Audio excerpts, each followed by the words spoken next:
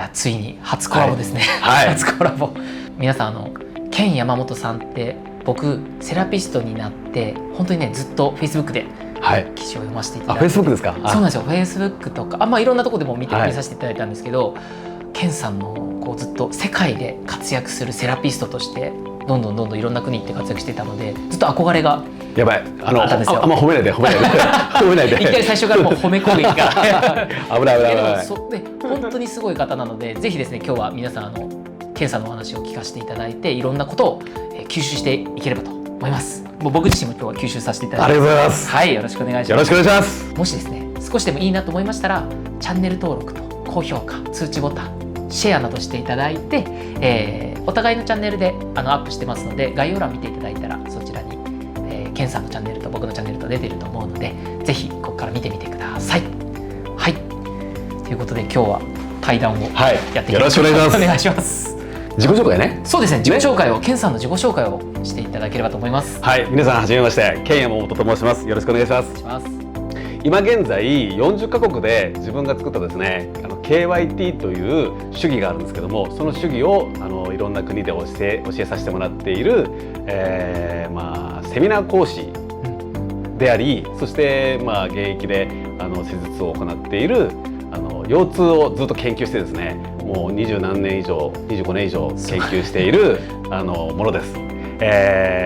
世界チャンピオンの拓藤先生と、去年ね知り合いまして、そうなんですよ。はい、そこからですね仲良くさせてもらって、そして今日に至ります。よろしくお願いします。よろしくお願いします。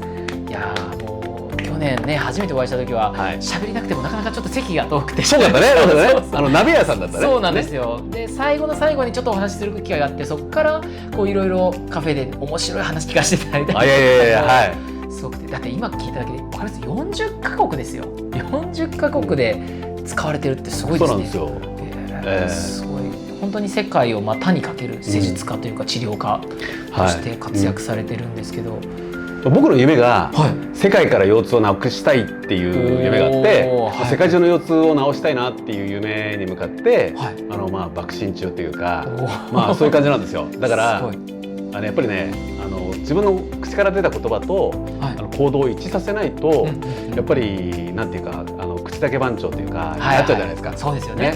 よくありがちなパターンになっちゃうと思うので、言ったからにはやるっていうのをやっぱり実行していきたいなっていうことから、あれよという間に40カ国の人たちが使ってくれるようになったということですね。すごいですね。有言実行具合が半端ないですね。そうなんですよ。やっぱりそうしないとね、人生意外に短いと思うんで。そうですよね。意外に短い。なんかもう今年も6月とか7月じゃないですか。そうですよね。あっという間に過ぎています。そう過ぎていますよね。だからもうあっという間に人生終わっちゃうなと思ったら、やっぱり言ったからには続けてやらないといけないと思うし、だからそれをちょっと信念というか、言ったからにはっていうのはやっぱり今後も続けていきたいなと思うんで、生き方がかっこいいですよね。いや本当にね、男が憧れる生き方なんですよ。だって世界を股にかけていろんな国、それこそねいろんな国行かれて講師やって自由ですよね。そうですね。ケンさんの一言やると自由みたいなイメージもあるんですよ。自由に見えます？めっちゃ自由です。自由に見える。めちゃくちゃ自由です。いやこう見えてもね、自由なんですよ。やっぱりそのケンさんの源というか、その自由に動いて世界中の人を治療して回って教えて回ってっていうのは原点は何なんですか？原点はね、僕自身がね、もうね立ち直れないぐらいの腰痛になっちゃったんですよ。ケンさん自身が。そう、大学の時。しかも体育学部で。なるほど。で要は体育学部なのに立ち上がれないぐらいの腰痛になっちゃったから、もう単位も取れないかもしれない。そういうことね。卒業できないかもしれないっていう危機にまで達した時に、病院に行ったんだけど、病院では一生治りません。この痛みと一生付き合ってくださいっていうのが治療です。治療になってないよみたいな。そうなんだけど、それでそうか西洋医学はダメだったって言われてしまったと。じゃあちょっと東洋医学試してみようかなとか、民間療法を試してみようかなとか、整体どうだろう、カイロプラクティックどうだろうっていろいろ試してみたところ、なんかね仙骨治療の治治療院ではい治してくれたんですよ。すごいですね。そうで治してくれたっていうのはまあどういうことかっていうと、はい腰椎分離滑り症っていう症状だったんですよ。要は背骨が前にスリップしちゃう。ね、なるほど。そう、はいはいでこれはレントゲン取っても多分まだスリップしたままだと思うんですよ。でも、はいはいはいこれはね治ることはないっていうのはメディカルの考えで多分、はい一致してると思うの。なんだけど、痛みがないし、はい走れるようになったし、はい格闘技やってたの。ケンさん自身。そうそうそうそう。なるほど大学の時、はいはいはい。サンボっていうね、なんか足のサンボ。サンボってね、サンボ違うマンボウに似てんだけど、言葉はね、マンボウに似てますね。ロシアの格闘技でロシアレスリングと柔道が混ざってるようなやつで、なるほどなるほど。そうサンボっていう格闘技があって、それの全日本に出れるぐらい回復したの。全日本、すごいですね。回復したんですよ。だからそっか、腰痛っていうのは治るんだっていうふうに思ったんですよ。はいはいはい。そうだから同級生がねやっぱり体育学部だから、腰痛のためにもう人生諦めちゃってる、その競技をね、もう諦めちゃってる子たちが多かったんですよ。なので俺の腰痛治ったからお前のも治るよって言ったんだけど、お前の簡単な腰痛と一緒にすんだって言われちゃってそれで聞き入れてくれなかったんですよ、みんな。なるほど。そうだからそれにはやっぱり説得力って大事だなと思ったり、だからもともとね僕は接骨院の先生になりたかったんで、だから腰痛を治せる専門家になろうというふうに、接骨院の中でもスペシャライズっていうか、まあその特に何特化してんのって言われたら、腰痛を治せる接骨院の先生ですって言えるようになろうと思って、それで腰痛の勉強をいっぱい始めたんですよ。すごい原点がそこにあったんですね。原点そこなんです。そうなってたんですね。そうなんですよ。それで勉強していったんですけど、なかなか大変ですよね。そうですよね。やっぱりね、勉強すごい大変そうですよね。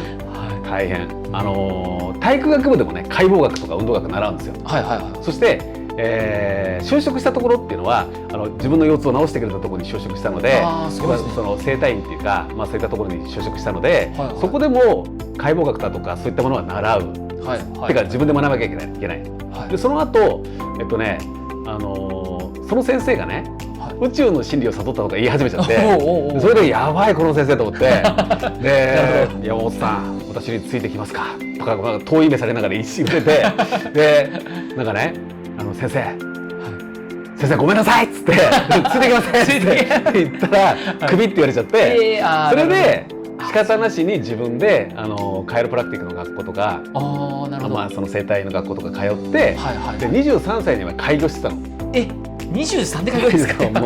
もうインチキ整体院。いや23、僕セラピストになったのが23です。そうなの？すごいっすね。そうで開業してたんですね。でもほら23歳で開業してたら自分でも思うでしょ、その経験のなさとか、その薄っぺらさとか勉強のなさとかね、その厚みがない。つまり自分の中ではインチキ整体師だなって思いながらも勢い余って開業しちゃったと。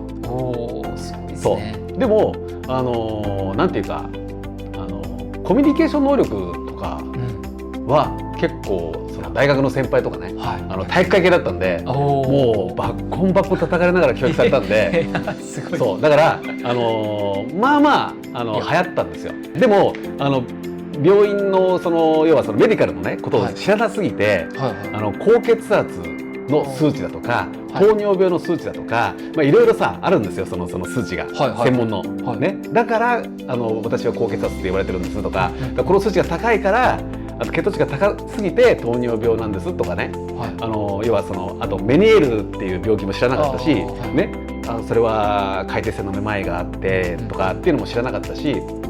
で、患者さんが言うまんまオウム返しっていうか、数値はどれぐらいですか？150です。高いですね。とかね、一応答えをしながらね、探りねやってたんだけど、だからやっぱりそれだったらダメだなと思って、それでいよいよ接骨院の先生の養成学校に行ったんですよ。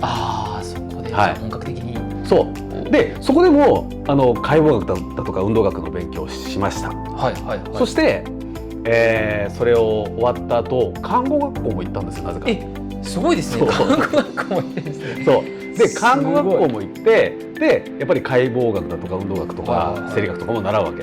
すごいですね。そうそれでさらに接骨院を開業して、それで、書物をいっぱい読んだわけ。だから自分の中では解剖学はもう学ぶことは何にもないよっていう状態にした上で、セミナーをやり始めたの、30歳ぐらいの時。なるほど。まあでもそれだけ学んでいろんな角度から学んでますよね。そう解剖学最初にセミナーしたのが29歳だったから、まあ、29歳から始めて、それをやり始めたんですよ。で実はその10年前にね、10年ちょっと前かな、スペインに呼ばれるようになって。スペインに呼ばれる、でマドリッドにね治療学校があって、そこの校長先生に、実はねハワイ大学っていうところがあって、そこでメスを持ってね、ご検体を自分で開いていって解剖できるプログラムがあるから、君はもっとそれをやった方がいいんじゃないだろうかっていうふうに勧めてくださって、でそれでいやもう解剖はもう勉強終わってますっていう感じだったんだけど、まあ話ついでにってまあ体験としてはいいかなと思ってで行ってみたんですよ。なるほど。そしたら僕の知っていた学んできた解剖学じゃない世界があったの。あそこはもう違ったんですね。開いてみたら違ったんだよね。やっぱりね教科書とか参考書っていうのは、まあせいぜい 2D じゃないですか。まあそうですね。平面です。平面でしょ。平面です。そうでそれを 3D に自分の中でイメージしながら施術するわけ。そうですよね。でそれでうまくいっていたし、それでいろんな国にもセミナーで呼ばれていたし、いろんな患者さんをいろんな国の患者さんも見させていただいてたの。なんだけどもうそのハワイ大学の医学部で勉強し始めてから、もうね自分がやったことがね恥ずかしくなりすぎちゃって。そんなにですか。そこまで習ってて学んでてもそうなっちゃったってこと。そうでもうこれはねもうまた一からやり直しだなと思っちゃったね、勉強は。本当に衝撃。多分皆さんこういう業界だから、解剖学の本とか見たことあると思うんだけど、要はその背中の主役の筋肉って言ったら、僧帽筋だとかね、広背筋だと思うじゃない。ね、でかいし分厚いし力強いしっていうふうに思うと思うんだけど、僧帽筋の小ささを見てね、何これ。そしてこの薄さを見て、これってそんなになんか力強くないよねとかね。でそれとか、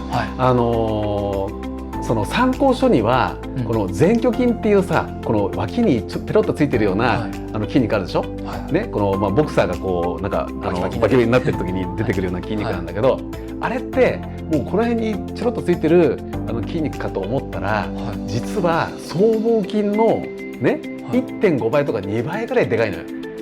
でかいんですね。そうだからね、もうそこからして全くもってなんかこう間違ってないんだけど嘘じゃないんだけど合ってないっていうか、間違ってないけど正解じゃないみたいな世界があったわけよ。それを体感したんですね。体感したっていうか、そうでもうこれを学ばなきゃダメだと思って、俺はそこからねもう10年通ってるんだよね。そうですよね。ハワイ結構行かれてますもんね。それでもうね40何体経験してるんだけど、やっぱり100体ぐらいやらないとなんていうか解剖学語れないなって思っちゃって本当に100体、だからまだまだなんだなっていう感じなんですよ。